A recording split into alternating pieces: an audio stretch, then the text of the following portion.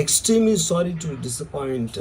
అంటే ఇప్పుడు ఏదో ఉనికిపోతున్నాను, మంచం కింద కూర్చొని నేడుస్తున్నాను అని అందరూ what ever the media speculating, వాళ్ళందరికీ చిన్న డిసప్పాయింట్మెంట్గా ఉండొచ్చు వీడియో. ఇక్కడ పాయింట్ ఏంటంటే, I just want explain the whole concept. ఇప్పుడు నేను ఆల్మోస్ట్ ఒక 1 year బ్యాక్ ఏదో ట్వీట్స్ పెట్టాను అనే ఎలిగేషన్. ఆ ట్వీట్స్ ఎవరో మనోభావాలు దెబ్బతిన్నాయి. ఇక్కడ విచిత్రం ఏంటంటే 1 year బ్యాక్ పెట్టిన ట్వీట్స్ 4 డిఫరెంట్ ప్లేసెస్లో 4 డిఫరెంట్ జ్యూరిస్డిక్షన్స్లో 4కి ఒకే 3-4 రోజుల వ్యవధిలో వాళ్ళ మనోభావాలు దెబ్బతిన్నాయి. వాళ్ళు ఆ పరంగా కంప్లైంట్ ఇవ్వడం, కేసులు పెట్టడం జరిగింది. ఇక్కడ పాయింట్ 1, ఎవరి మీద అయితే నేను పెట్టానని వాళ్ళు చెప్తున్నారో వాళ్ళకి లేదు, ఎవరో థర్డ్ పార్టీ, అసలు సంబంధం లేనివాడు.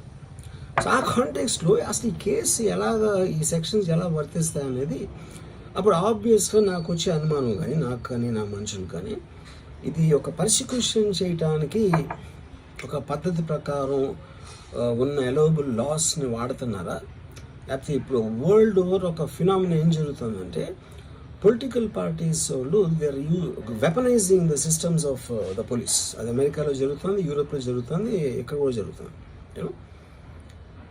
అప్పుడు నేను ఏ ఒక్క వ్యక్తిని, ఒక పోలీస్ ఆఫీసర్ని కానీ, ఒక పొలిటికల్ పర్సన్ కానీ నేను బ్లేమ్ చేయట్లా.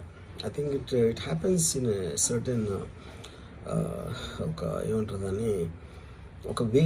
అది అందరూ కూడా ఎంతో కొంత అది చేయటానికి టెంప్టేషన్ ఉండొచ్చు. But eventually there is the law of the land which will take the final call. So అది that I completely agree, believe in that and I abide by that as a citizen. So ఇప్పుడు ఇక్కడ జరిగింది ఏంటి, నాకు ఒక notice వచ్చింది, నేను ఒక రిప్లై ఇచ్చాను, ఫలానా చోట ఫలానా తారీఖు నేను వస్తాను. అప్పటికి నాకు జరుగుతున్న పని ఒక ఆన్గోయింగ్ స్కెడ్యూల్ ఉంది కాబట్టి, నాకు ఫిల్మ్ వర్క్ ఉంది కాబట్టి అవ్వలేదు. అండ్ ఇట్ ఈస్ వేరే ప్రొడ్యూసర్ చేస్తాను, ఆ ప్రొడ్యూసర్కి నష్టం వస్తుంది కాబట్టి నేను మళ్ళీ టైం అడిగాను. ఇదేంటి కేసు, ఇదేం అర్జెంట్ కేసు అంటే 1 year తర్వాత ట్వీట్ చూసిన అతనికి 1 weekలో అన్నీ అయిపోవాలనేది ఏమన్నా మీనింగ్ ఉంటుంది అసలు దానికి? So which basically means it is being done for purposes other than the urgency of the case. ఇప్పుడు అర్జెన్సీ ఆఫ్ ద కేస్ అంటే మీరు మర్డర్లు గేడర్లు ఇన్ని జరిగి సంవత్సరాలు తీసుకుని